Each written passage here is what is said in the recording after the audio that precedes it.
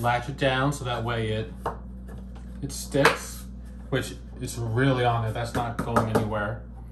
You take the sock, you make sure it's the right side out so that it's facing like this. You pull the sock down. It can be a regular sock or it could be custom. You bring the sock all the way down.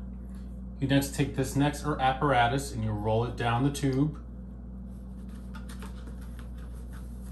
You pull the sock up, like so, and then you roll this up.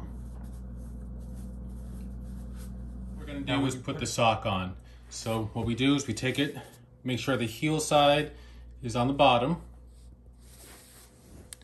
You take it and then we just roll it on the leg.